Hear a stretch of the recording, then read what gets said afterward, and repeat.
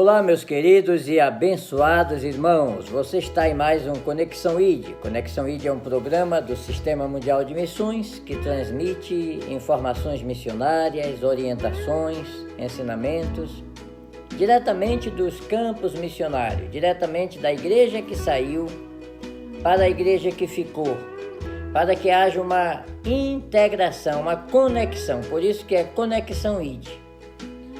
Uma conexão dos que foram aos campos, da igreja que saiu, com a igreja que ficou. E ficou para dar uma plataforma de proteção, uma retaguarda de apoio aos que saíram. Na falta disso, a igreja não produz como deveria produzir. E quando nós combatemos a omissão missionária, porque nós mostramos as estatísticas que comprovam o estado da igreja no mundo, o que ela precisa fazer e os desafios que ela tem para enfrentar, que precisa haver uma reforma estrutural para que ela possa conquistar os confins da terra.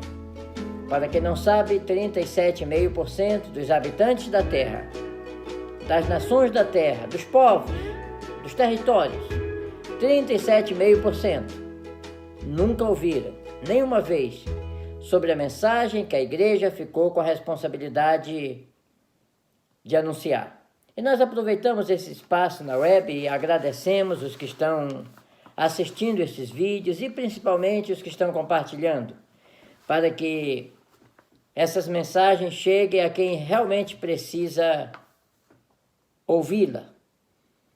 E aqui nós falamos muitas coisas que não são faladas nos púlpitos, porque não há interesse em fazer uma expansão global da igreja. Geralmente o interesse é local, é territorial. E aqui nós vamos mostrar o plano global da evangelização do mundo. Veja bem, eu estou aqui com a primeira das apostilas do Semipunk, são 3. A primeira é fortalecendo as bases. Fortalecendo as bases de pessoas, de ministérios, com conhecimento, para que possam desenvolver um plano missionário que possa passar do papel para a realidade, um plano em ação. Quando nós falamos em 2016 que o Semipan não era apenas um curso bíblico-missiológico, mas era um envolvimento missionário. E nós comprovamos isto porque depois disso já temos plantado igreja, já temos feito a obra de Deus em alguns lugares, levando a ideia de que a missão da igreja é um planejamento de Deus que está no papel chamado Bíblia, e tem que se tornar realidade através da ação de obreiros e obreiras que podem atender o ID. Mas vamos aqui mostrar o plano da salvação, que é um plano global. Nisso nós vamos falar hoje. O plano de salvação que foi projetado no Éden, segundo Gênesis capítulo 3, versículo 15, e consumado no Calvário, João 19:30, determina que o Evangelho seja pregado a toda criatura e seja conhecido em toda a terra. Todos os textos bíblicos que determinam a tarefa evangelizadora da igreja mostram que a responsabilidade de anunciar o Evangelho é de abrangência global. Marcos 16, 15 a 16 diz assim: Ide por todo o mundo, pregai o Evangelho a toda criatura. Quem crê e for batizado será salvo. Quem, porém, não crê, será condenado. Em Mateus capítulo 28, versículo 19, diz assim: Portanto, ide e fazei discípulos de todas as nações, batizando-os em nome do Pai e do Filho e do Espírito Santo. Atos capítulo 1, versículo 8 diz assim: Mas recebereis poder ao descer sobre vós o Espírito Santo, e sereis minhas testemunhas, tanto em Jerusalém, como em toda a Judéia e Samaria e até os confins da terra. E Atos 13, 47 diz: pois assim nos ordenou, eu te fiz luz para os gentios, a fim de que sejas para a salvação até os confins da terra. Veja bem, nesses 4 versículos que fala sobre a evangelização do mundo, não está dizendo que a obrigação da igreja terminou quando ela conquistou a sua cidade, o seu estado, o seu país. E por mais que uma igreja cresça e conquiste todo um território ou toda uma cidade, isso não vai acontecer. Mas se acontecesse de uma cidade inteira ser conquistada para Cristo, não termina aí a responsabilidade da igreja.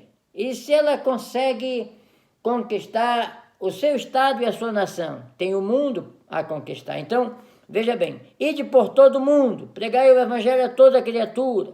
Portanto, ide, fazei discípulos de todas as nações, recebereis poder ao descer sobre vós o Espírito Santo, e sereis minhas testemunhas, tanto em Jerusalém, como em toda a Judéia e Samaria e até os confins da terra.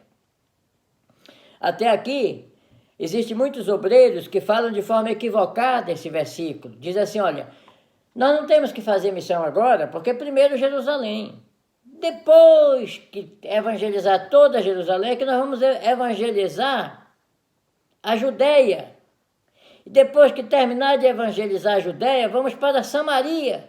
E os confins da terra ficam para o último da fila. Não é assim que está aqui.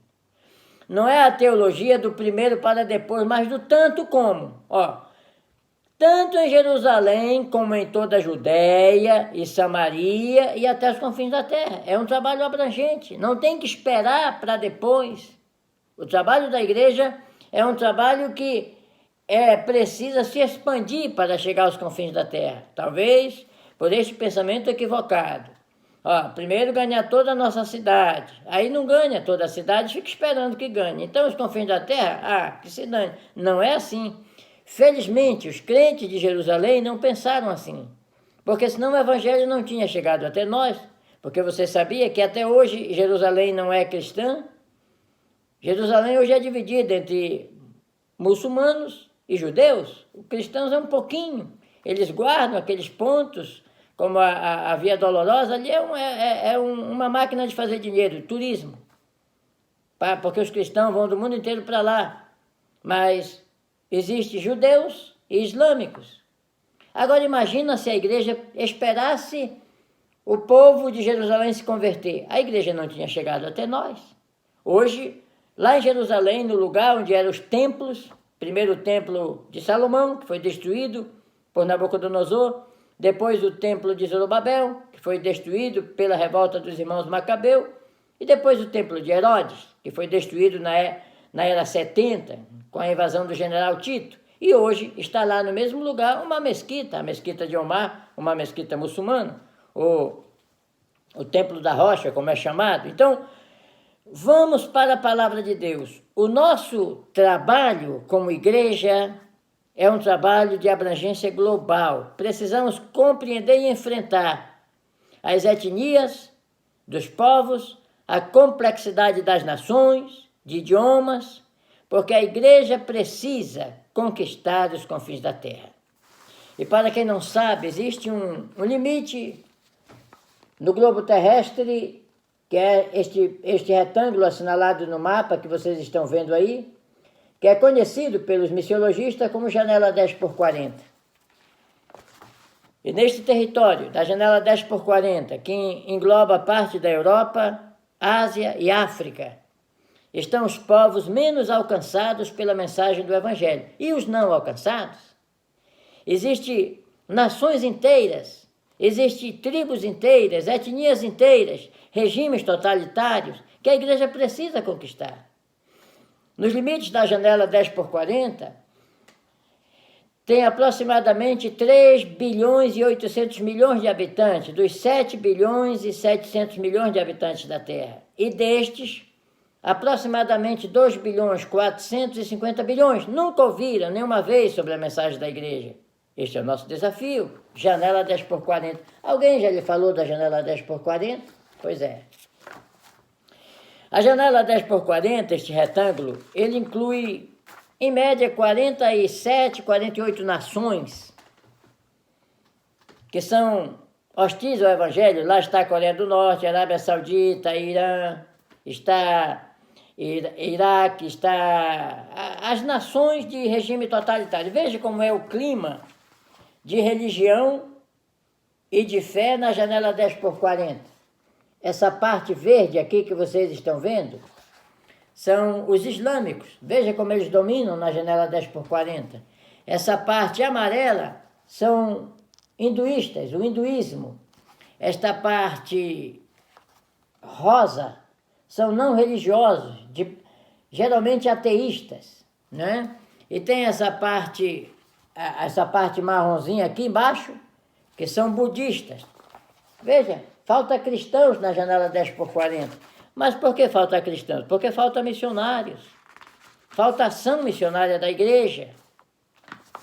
Aqui está o mapa por perseguições. Nós não vamos falar sobre isso porque aqui não é o Semipan. O curso leva muitas horas de ministração. Mas eu quero apenas falar, aqui está, por exemplo, o povo da terra que se considera salvo, remido, lavado pelo sangue de Jesus. Os que vão subir no arrebatamento. Não é essa parte vermelha, é essa parte verde. Significa que essa parte vermelha é o nosso campo missionário. São 6%. O número de salvos no mundo, segundo pesquisas estatísticas de universidades cristãs. Aqui nós vemos um outro limite, por exemplo, os 6%, agora que estão em branco aí. Essa parte verde é 55% dos que ouviram a mensagem do Evangelho e não se converteram. E esses 39% aqui, que agora, graças a Deus, diminuiu, essa apostila precisa ser atualizada, são 37,5%, que é essa parte vermelha aí, dos que nunca ouviram nenhuma vez sobre a mensagem que a igreja ficou com a responsabilidade de anunciar. Mas isso geralmente não são falados nos púlpitos. Mas o que eu quero destacar muito bem são esses gráficos aqui. Crescimento vertical e crescimento horizontal. O crescimento vertical é o crescimento da igreja quando ela adquire patrimônio, compra terreno, compra cortina, adquire os seus bens, os seus templos, onde faz as suas festas, onde treina os seus obreiros. É um crescimento essencial, o crescimento vertical da igreja. É onde são formados os crentes, através das pregações, onde são ensinados através das escolas dominicais, dos institutos bíblicos. Porém, no crescimento vertical, que é para cima, a igreja, ela enriquece em patrimônio, ela monta a sua estrutura organizacional, ela aprova os seus estatutos, faz os seus planejamentos, crescimento vertical. O que acontece é que esse crescimento aqui, ele não vai fazer a igreja cumprir a sua missão na terra. Porque o que faz a igreja alcançar as nações é este crescimento aqui, o crescimento horizontal, essa parte verde. Vocês veem aqui que parte do crescimento vertical para ambas as direções é o crescimento horizontal. E é o crescimento horizontal que decorre do preparo, treinamento, envio, sustento de missionários. É quando os missionários eles ultrapassam as fronteiras para pregar o evangelho em outras nações, a outros povos, a outras etnias, digo. Pois bem, no crescimento vertical, as igrejas nos últimos anos têm ido o que nós chamamos de crescimento vertical desenfreado. E no crescimento horizontal, que é fora da zona do conforto, porque se o crescimento vertical é a zona do conforto, o crescimento horizontal é a zona de guerra, é onde atuam os missionários para o desbravamento das nações. E neste crescimento, a igreja precisa melhorar, a igreja precisa aperfeiçoar as suas ações para que consiga chegar mais adiante. E todo o nosso empenho no combate à omissão missionária tem a ver com que igrejas que estão deste modo, elas atuem deste modo. Porque aqui você vê que no crescimento horizontal tem o crescimento vertical. O crescimento horizontal precisa do crescimento vertical, porque não é errado a igreja crescer verticalmente. O errado é quando ela só faz isso. Porque o planejamento, se você é um pastor, é um obreiro, um líder de escola dominical, veja este gráfico aqui e este aqui. O certo é a igreja usar esse modelo aqui. Crescimento vertical com crescimento horizontal. Crescimento vertical, forma seus obreiros, ajunta os seus recursos, reúne os seus recursos financeiros, humanos, tecnológicos, para fazer missões. E no crescimento horizontal envia e mantém os seus missionários. Nisto a igreja precisa aperfeiçoar. Agora, no Semipan nós damos um exemplo bem fácil de ser compreendido. Pense em um pássaro, seja uma águia, um gavião, um corvo ou um beija-flor. Pense num pássaro que voa. Pois bem, você já imaginou um pássaro voando só com uma asa? Será que dá? Não dá, né? Pode tentar, mas não dá. Só com uma asa, não. Um avião só com uma asa voa? Não voa, porque precisa ter o equilíbrio. Da mesma forma, para alcançar os confins da terra, a igreja precisa do seu crescimento vertical para gerar os seus recursos e do seu crescimento horizontal para fazer missões. E assim o pássaro voa, assim a igreja chega aos confins da terra. Isso é tão fácil de entender. E por que as igrejas estão recusando o seu crescimento horizontal? Porque é a zona de guerra, porque os missionários precisam de apoio, e para apoiar os missionários, as igrejas locais vão ter que ficar com menor ostentação. Por quê? Pense, por que a igreja não conquistou os confins da terra? Pense porque os missionários voltaram, muitos deles, por falta de apoio. Pense porque os que resistiram ficar não produziram muito, porque tiveram que se desgastar com trabalhos materiais. Pense nessas coisas. E se desejar saber mais, se matricule no Semipan, que você vai conhecer quão importante é a igreja tomar uma atitude missionária. Nós temos 3 apostilas no Semipan. A primeira é fortalecendo as bases. A segunda é conquistando territórios. E a terceira é expandindo os limites. Essa aqui. Então, sem perda de tempo, se matricule para fazer o Semipan. Você vai receber vídeos como este e vai aprender na sua casa, no seu celular, coisas importantíssimas para que você fale à sua congregação, à sua igreja, sobre a necessidade missionária da igreja. Não há argumento que a igreja possa justificar, ou que os líderes possam justificar o abandono aos missionários, a não conquista dos confins da terra, com todos os instrumentos e as facilidades que Deus tem concedido à sua igreja. A única coisa que tem impedido a igreja de conquistar os confins da terra é porque, eu sempre digo, a igreja dos últimos dias, na maioria das vezes,